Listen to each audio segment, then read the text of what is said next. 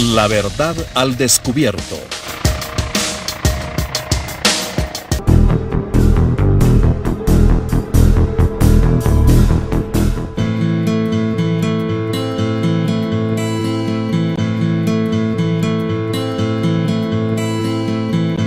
Mientras la mamá de Amalia estaba trabajando, ella debía caminar hasta su casa atravesando un pequeño bosque donde alguien la acechaba. Me esperaba atrás del palo.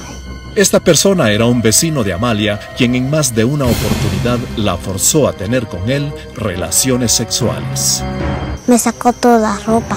Amalia tiene 9 años de edad, por lo que su atacante la estuvo amenazando con golpearla si contaba a alguien que él abusaba de ella. Al principio, la mamá de Amalia no podía creer que su hija estaba siendo abusada, pero luego se convenció y decidió acudir al centro de salud para que fuera examinada, y así comprobó que la niña efectivamente había sido víctima de violencia sexual. Cabal resultó su examen que sí está abusado, que está violado, está lastimado. Muchos casos de violencia sexual como el que ha vivido Amalia son detectados en primera instancia en los hospitales o centros de salud, por lo que según sus estadísticas, estas violaciones a niñas han aumentado. Al año se detecta gran cantidad de casos de violencia física y sexual contra los niños y las niñas en Guatemala. Sabemos que por lo menos el 70% de nuestros niños sufren alguna forma de violencia, especialmente por estos patrones de crianza que permiten la utilización del castigo corporal como método de disciplina en la escuela y en la casa. Muchos niños, niñas y adolescentes en Guatemala están siendo víctimas de violencia en todas las formas conocidas. Violencia física, violencia psicológica, violencia por negligencia y en su mayoría son víctimas de violencia sexual. El problema de la violencia contra los niños siempre resulta porque los vemos como objetos, no como personas, no como seres humanos. Lamentablemente los adultos se ensañan con el más débil y en este caso el más débil en la casa pues va a ser el niño o la niña. Patrones de crianza arraigados en la sociedad y la cultura que prevalece aún en el país de no ver al niño, niña y al adolescente como personas con derechos y no como objetos indefensos ha permitido que la violencia contra la niñez suceda todos los días. Las niñas como Amalia, que son víctimas de violencia sexual, padecen secuelas no solamente físicas sino psicológicas. Hoy, Amalia ha dejado de jugar con sus hermanitos, se ha vuelto muy callada y vive temerosa de que su violador vuelva a buscarla, pues él aún no ha sido capturado.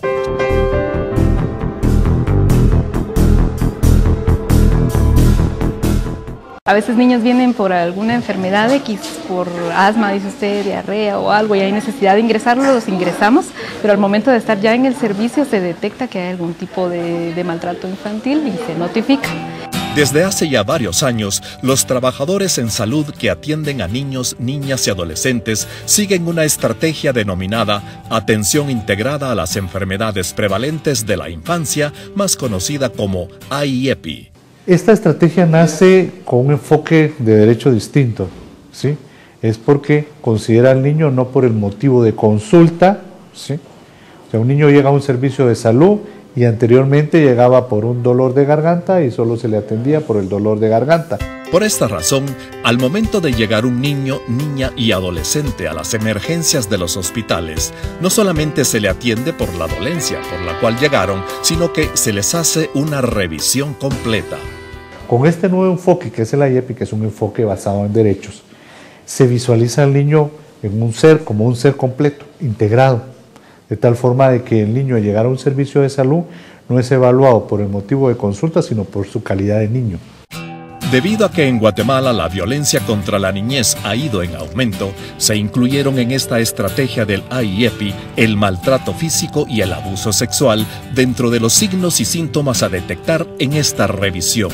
En este primer examen, el médico debe estar atento a identificar indicios de abuso sexual. Al momento de detectar un paciente que fue víctima de abuso y maltrato, el personal de salud lo comunica inmediatamente a las autoridades del Ministerio Público, la Procuraduría General de la Nación, Juzgado de Niñez o de Paz, así como al Instituto Nacional de Ciencias Forenses, INACIF, si fuera necesario. Si el agresor está en la casa, háblese de padrastro, que es un personaje bastante común en estos casos, hermanos, primos, familia cercana, o sea, que están dentro del grupo familiar, nosotros los ponemos siempre a disposición de juez. ¿Qué pasó entonces, Manuelito? Cuenta. Me pegó mi papá. Le pegó su papá.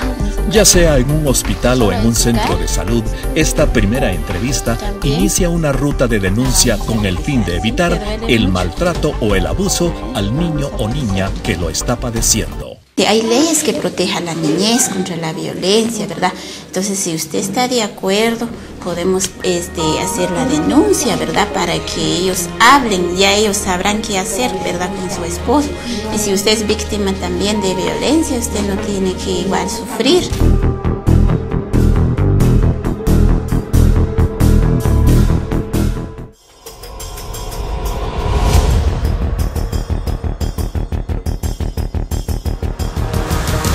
A mediados del mes de agosto del 2013, una noticia impactó a los guatemaltecos.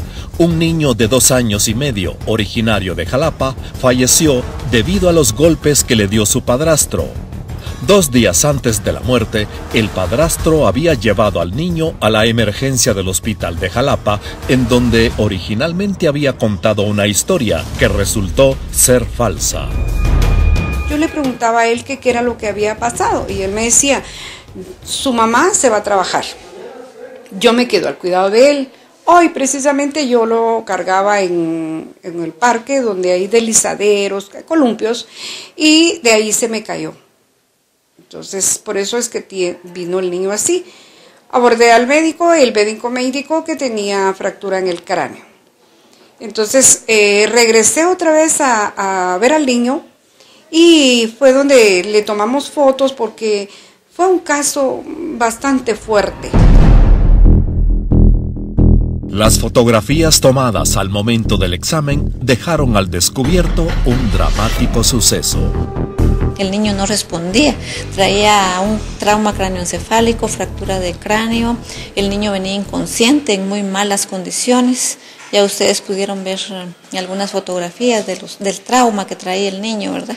Este niño fue necesario mandarlo urgentemente a un hospital de otro nivel, a la capital, para que fuera tratado en una unidad de cuidados intensivos, ¿verdad? En donde lamentablemente pues el niño a los días allá falleció. La ruta de la denuncia inicia en la emergencia del hospital. El médico informa al Comité contra el Maltrato Infantil del hospital. Este comité da aviso al Juzgado de Niñez y Adolescencia y al Ministerio Público simultáneamente. El Juzgado de Niñez y Adolescencia notifica a la Procuraduría General de la Nación para que actúe en su calidad de representante legal de la niñez y adolescencia violentada. Por su parte, el INACIF debe tomar muestras médicas y hacer los exámenes de tipo forense. Que el sistema de salud está empezando a detectar más casos y aquí hay un gran esfuerzo y un gran compromiso de los médicos, de los pediatras, que hay que reconocer. Hay mucho compromiso por parte de las enfermerías. Las enfermeras juegan un rol fundamental en el sistema de salud. Las psicólogas y los trabajadores sociales del sistema de salud, aunque son pocos, pues los que están son comprometidos. Entonces, Y este compromiso se ve reflejado en la creación de comités contra el maltrato infantil que funcionan dentro de casi todos los hospitales nacionales del país. La función de estos comités hospitalarios está siendo de gran importancia. Por ejemplo, a través del Comité del Hospital de Jalapa se detectó en el primer semestre del 2013 un gran número de casos de violencia contra la niñez y la adolescencia en aquella región. A la fecha llevamos más de 160 casos, digamos, de todo tipo de violencia, ¿verdad? Y no se queda atrás la violencia física, ¿verdad? Sobre todo los más afectados son los niños.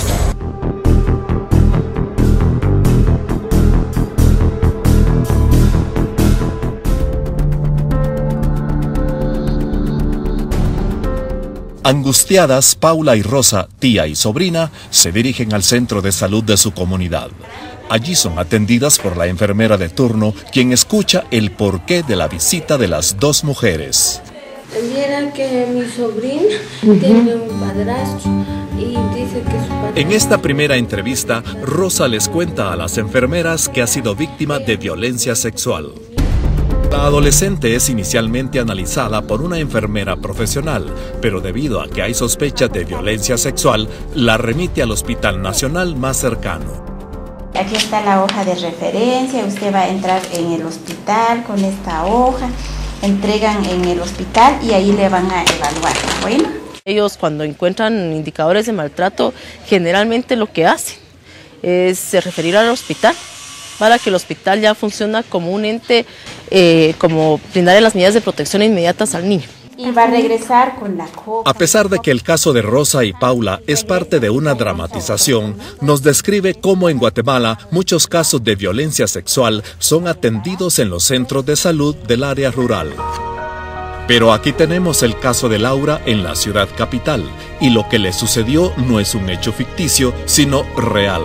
Ella fue atendida en un centro de salud luego de haber sido víctima de violencia sexual.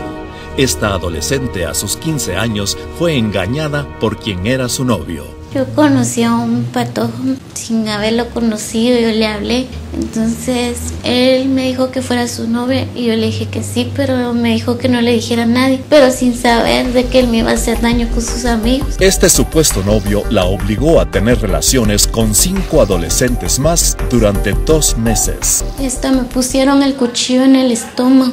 No sé si para amenazarme, para que uno dijera o para que yo tuviera miedo y callar todo ese sufrimiento que ellos me hicieron pasar, de hacer cosas que a mí no me gustaban y no conocía yo. Al fin, Laura tomó fuerzas y le contó el drama que vivía a una tía, quien la llevó al centro de salud. La doctora que me atendió fue muy buena conmigo y me atendieron bien. Estos comentarios de Laura sobre el trato que recibió en el centro de salud responde a una nueva forma de atención a las víctimas de violencia sexual por parte del sistema de salud. Anteriormente, cuando una joven acudía a la emergencia por violencia sexual, la víctima era atendida en una camilla a la vista de todo el mundo. Pues fíjese que se hacía en el área de pediatría. Entonces las niñas estaban expuestas en el área de pediatría y no había privacidad para ellas. Con respecto a las pacientes se les atendía como a todas en el área de admisión. Entonces hoy totalmente es diferente desde que tenemos la clínica al servicio de la población. Hoy esta forma de atención ha cambiado en algunos hospitales y centros de salud. Las víctimas de violencia sexual y principalmente las niñas y adolescentes son atendidas en clínicas aisladas y adecuadas dentro de las instalaciones del servicio de salud.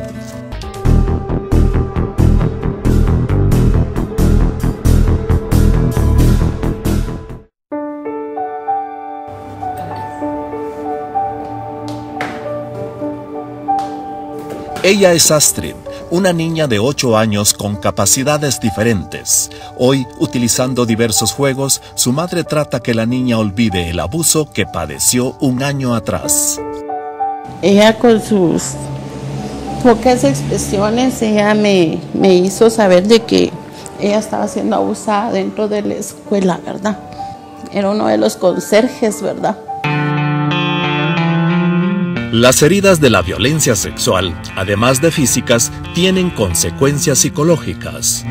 Incluso ella a veces cuando le vienen los malos recuerdos, ella se hace pipí en la ropa, ella no quiere entrar al baño, se hace pipí en la cama y se pone muy agresiva de nuevo y a llorar y a llorar.